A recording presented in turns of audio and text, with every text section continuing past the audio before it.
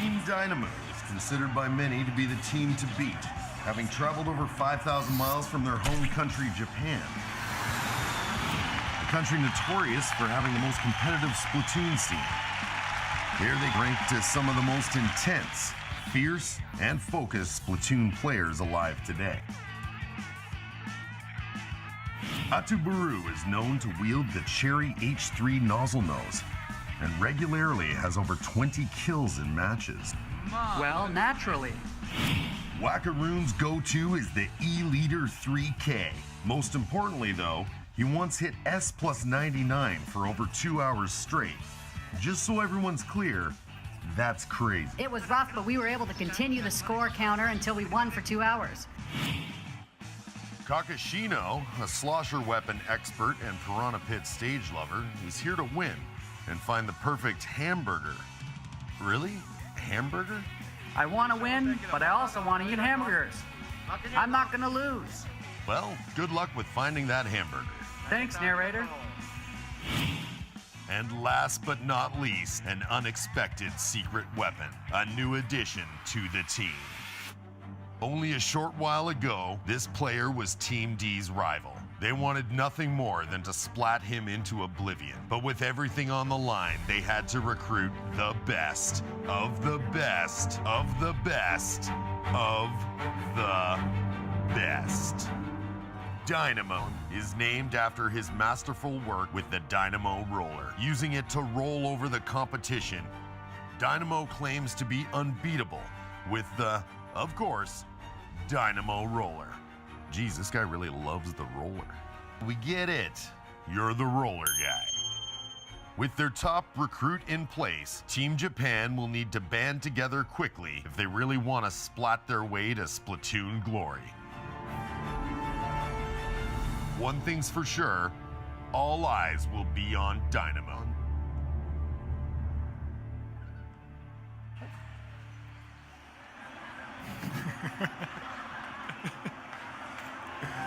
Oh, what a look right there. And Dynamo, no coincidence that they have a player named Dynamon. How did that work together as far as the naming of this team? Yeah, the team was named after Dynamon because they were so impressed with his play, and now he plays on that team, which is really cool. It's like what a great small world. It's a really tight community of Splatoon players all around the world, and so I think it's really neat that sort of they started being inspired by his play, and now he's part of the team.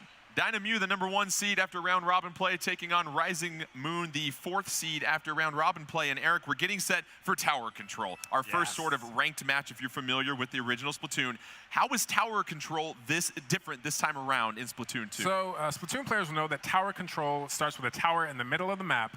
Players get on that and ride it into enemy territory. This time, on the way to your goal, you'll actually have to stop at checkpoints for a number of seconds, giving the opponent a time to catch up and splat you off of that tower. Here's the schedule for the matchups in this best of 5 between Rising Moon and Dynamo. They'll start with Tower Control, then they'll splat some zones. We'll make it rain with the Rainmaker, and a Game 4 if necessary, Turf 4. Game 5 if necessary, we'll go to Rainmaker. I know everyone here would love to see this go 5 rounds. We can't get enough of this Splatoon action. So it looks like the teams are getting set. This is going to be Tower Control on Moray Towers. We explained earlier, Moray Towers now has some rails to help with accessibility.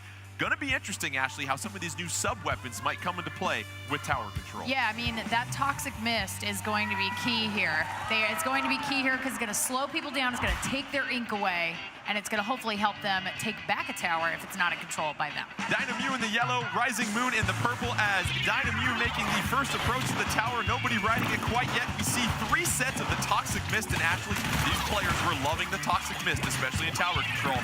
During that open period, they got to practice. Absolutely. Being able to slow your opponent down and also take ink out of their tank is such a big deal, especially when ink management can become a real problem if you find yourself caught with an empty to take. Dynamon riding the tower, initially getting to that first checkpoint. It's got to sit there now, and you have to hold back Rising Moon. You see the counter on top of the timer, 10 seconds left. What's also important, though, Ashley, is as that timer goes down at a checkpoint, that's improving your score. And we see Dynamon just with a couple of fantastic splats holding down the fort. Absolutely. And you know, if you stop on one of those checkpoints, if a teammate jumps on, that timer goes down faster. So if you see Dynamon adding another teammate to the tower, it's because they want to get that checkpoint countdown finished as quickly as possible. Dynamon dominating the tower, getting splats, hopping off, gets another splat, gonna hop on top. The tower starting to automatically move back. Dynamon being patient, trying to get the splat on Seibu, but Seibu gonna put an end to the terror caused by Dynamon as the tower starting to return back to neutral. Let's do a little housekeeping here. We've got a charger, 2 blasters, and a splatter shot for Rising Moon. Meanwhile, for Dynamon, you've got a blaster, slosher, and a charger to go along with another roller. Yeah, I think this is a good setup for both teams. Obviously, you're going to want to have chargers in this map.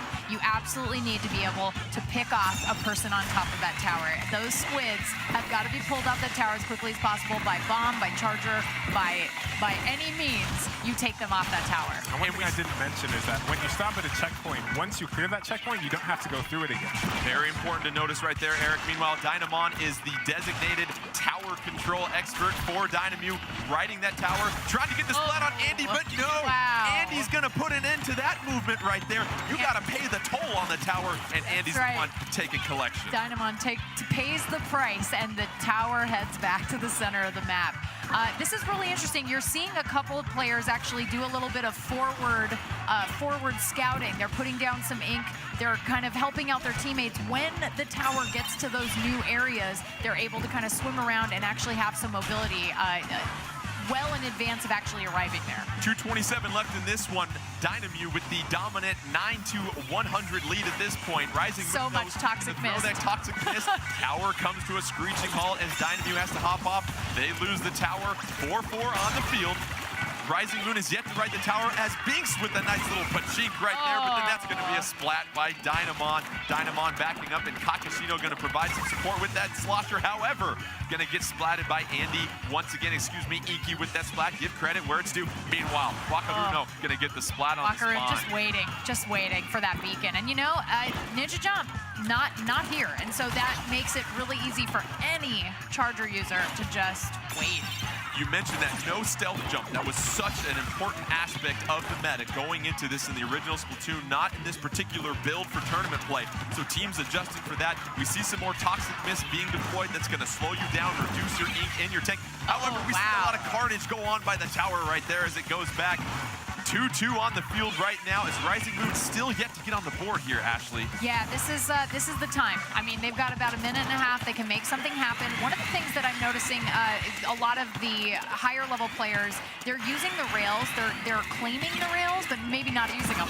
Adruvado going under the Stingray and popping up and getting the splat. And that's another Unreal. we see from these players, just how well they can. So much mobility. I mean, just the jumping, there's sniping, there's dynamo rolling. I mean, it's just they're popping out and making these absolutely incredible moves. Dynamon all over that tower, though, getting a critical splat, starting to ride it. Has a Stingray charged up as well, too. Just sloshing all sorts of ink. He's in a very good position right now. With the roller. Meanwhile, Andy trying to get a charge on Dynamon. Gonna be a little too late. That's a critical splat for Dynamon. Tower at 5 at this point. Can Dynamon get on top of it? And yes, And there they'll get it it is. with the knockout.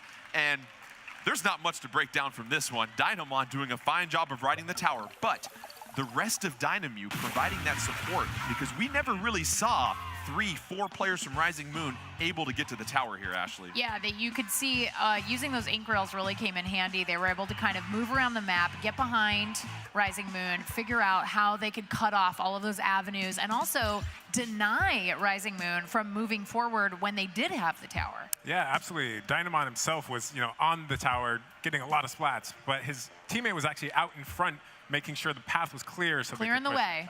Yeah. And it really came down to that pivotal point towards the end of the match. We saw Dynamon really take over the tower when it was close to the middle and then able to ride it. And you mentioned some of the roles the support players do to help that tower get to the goal here, Ashley. Yeah, absolutely. You're going to see a lot of high-level players have somebody, like you were saying, kind of paving the way forward. It's always possible you'd have somebody with a more short-range weapon on top of the tower. So obviously Dynamon is a perfect person for tower control to be on there. But then you want somebody with maybe a mid-range weapon or a slosher or something that's going to be able to do a lot of damage very quickly to take out those chargers. I mean, Andy was really doing a great job defending there for a while. We just saw that instant replay, and our wonderful production crew, we're going to try and roll that up for you again, because this match was truly decided by that fantastic play by Dynamon at the end. And right here, Dynamon on top of the tower, Eric. And usually when you're at the tower, you're this close, you want to ride it to victory. But Dynamon hopping up and getting the splat mid-air with the flick, and that was all it needed to close this one out. Yeah, especially they were already in the lead. You saw at that point they had pushed it to about 9, so they were like 9 units away from the goal. They just needed to play defensively because they're up. Their opponent didn't actually push the tower at all. I mean, they were still at 100. So whoever has the lower score there, even if they don't get the knockout, if time expires, whoever has that lowest score is going to win. Well, what was interesting at the tail end of that replay, you saw a splashdown being used. And what's different about these specials that was utilized so much in tower control in the original version, there's no invincibility specials this time around, Ashley. There's no bubbler. No Kraken. There's no Kraken this time. This is a no Kraken zone, everybody. You can't just ride that for the final 10 seconds to victory. You've got to be much more offensively minded. Yeah, this is the thing I love about how this tournament is set up. There is no invincibility. You're not going to be in that position. I know you guys at Ink TV know what I'm talking about. When you see somebody get that, pop a Kraken and ride that tower in, and there is nothing that you can do about it. That is not the case here. They absolutely have every opportunity to be able to take that tower back. And we saw while they were practicing, sometimes they'd retake the tower at 1 and ride it all the way back and take a victory. Anything can happen. So we just got done with tower control, our first game in this best of 5. That was taken by Dynamon. Let's get set for some splat zones here. It's going to be at Inkblot Art Academy, this new stage that we talked about. And when you get to splat zones, the difference between elite players and players more so getting introduced to the game. Yeah. The elite players talk about once you get that splat zone covered, Ashley, you want to treat that splat zone like the floor is lava. You want to get out of there and make sure you've got your ink in there, but then also keep the opposing team and find some positions to flank them from. That's right. Maybe don't keep all 4 of your teammates inside the splat zone. That's a key strategy for anybody out there. Let's get this splat zone started on Inkblot Art Academy. Both teams making a push for the zone right now. Dynamon in the blue, Rising Moon in the green. Dynamon going to go with that Splatter Shot Pro. Up 2. Slosher, Charger, and the Roller. Meanwhile, you've got Rising Moon in the green with the Charger, Octobrush, Slosher, and Splatter Shot. And also, new to this version here, Ashley, you see the little bar in between the scores? That's going to tell you how much ink is covered in that splat. I love that, because when you're behind, you can see there's a little set of buildings here, or little blocks here in the middle of the splat zone, and you can't really see what's going on the other side. Dynamon getting splatted by the splatter shot. Inky putting in some work right there, and it looks like Rising Moon might have the advantage to get the splat zone, but Dynamon not giving it up at all. Inky backing out of the zone right now, trying to cover some more territory, maybe get a push with that special. Has the splashdown ready to go, but no! Wakashino gonna say to that splashdown. Meanwhile, Rising Moon getting the splat. Nobody on the board yet, but there we go. Dynamon getting that counter down to begin with here, Ashley. Yeah, you can see Wakarun is working it with that charger, getting out, being able to get in, get out, and get back in position. Sometimes you have to get out of position so that you can get away, reset, and start over again. 3:40 left in this one, 67-100 advantage. 4-1 on the field for Dynamon right now. This is a chance to really keep Rising Moon back at the bay as Atubaru holding it down up top. We've got 2 members of Dynamon up top, being patient, waiting. You can now keep Rising Moon in your sights. It's 42-100 at this point. Dynamon having no issues whatsoever in this splat zone and Inkblot Art Academy. We oftentimes talk, Ashley, of all the ranked modes, this is the hardest one to sometimes make a comeback in. Yeah, this is a tough one to make a comeback in, just because once you establish that you own that splat zone, it is tough to take it back. Seibu gonna take control of the airspace with that inkjet though, and this could be a huge turn of events if Rising Moon can get the territory. There they go. That's a 66-second penalty on Dynamon. That's gonna go ahead and put Rising Moon in this game to give them a chance. However, they've got quite the deficit. It's 83-14, 2:48 left in this one. 4-3 advantage on the field. Rising Moon, that counter's going down right now, Ashley. And you can see Seibu and Inky are moving forward, trying to even just keep them from getting to that main splat zone, just because, hey, we're going to put down some paint, we're going to keep you from getting here, just so it's going to take you a little bit of extra time so that we can try to make something happen. Dynamo now in control. They're going to tack on a 35-second penalty to Rising Moon, but they still have to take out a lot of time before their score can improve. 4-3 on the field right now for Dynamo.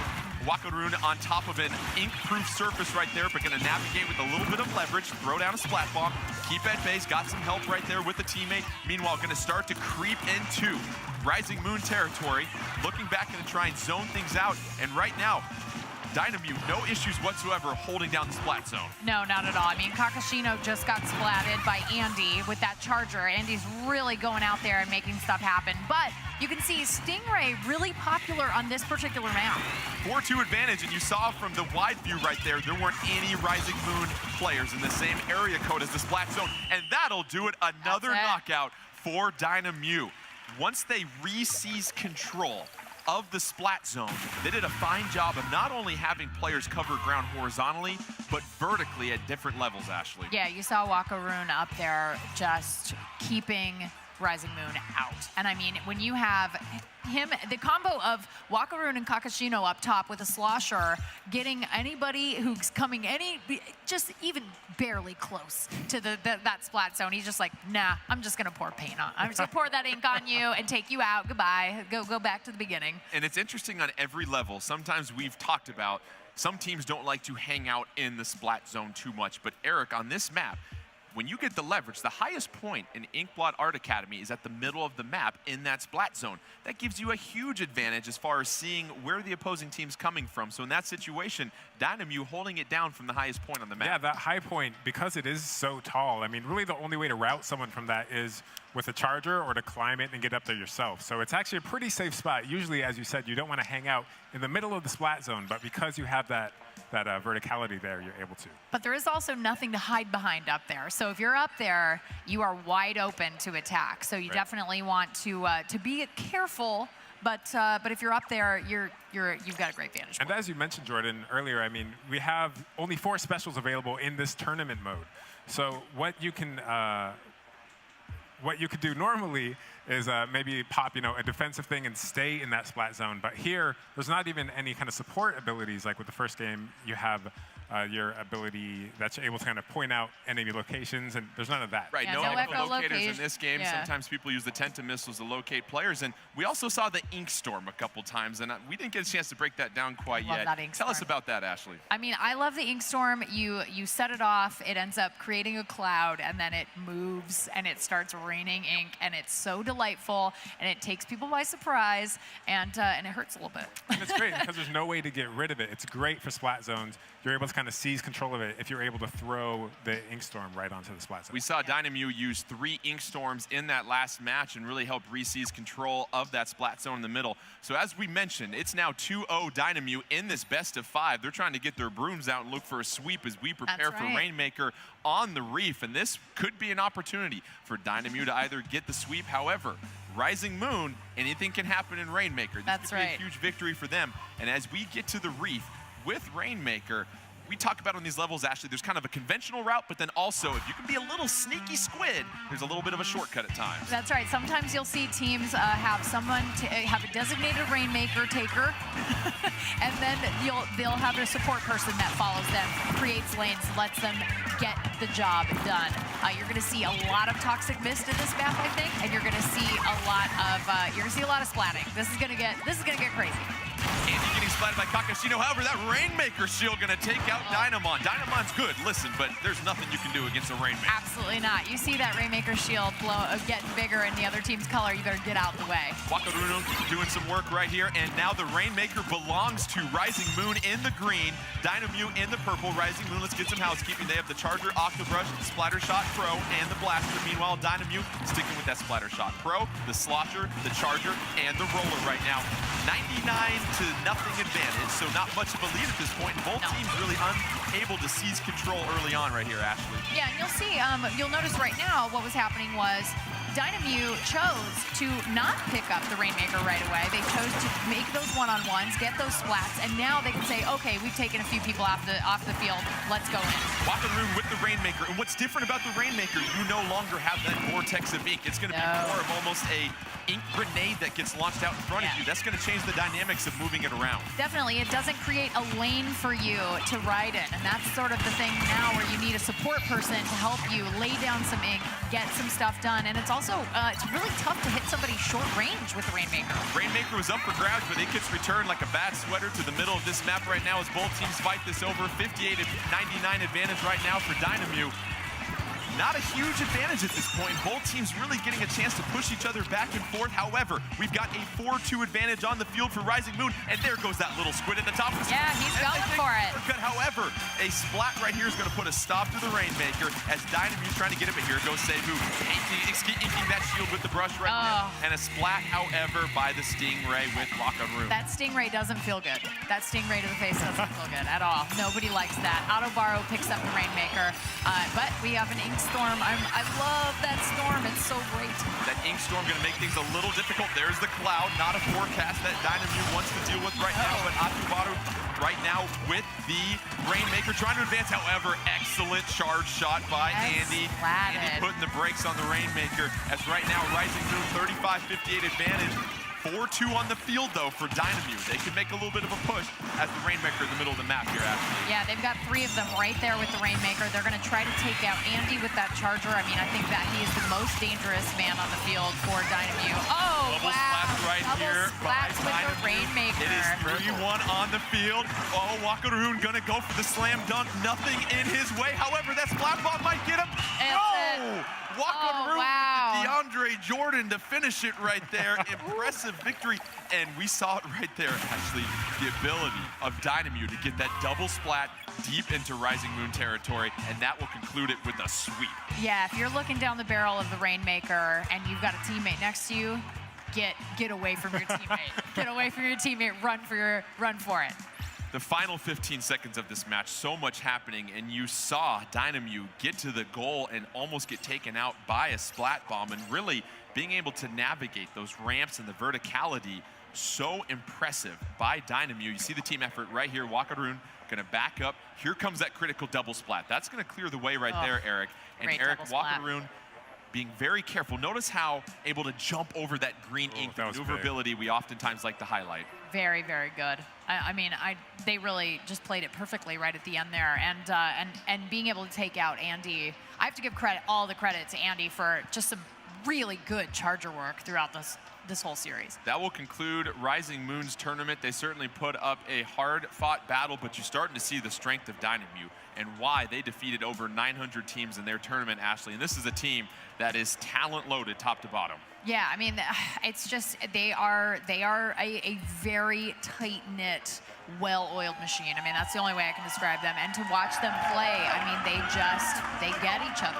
It's the coordination. Yeah, it's really the way they all know the roles and they play them so effectively. Right.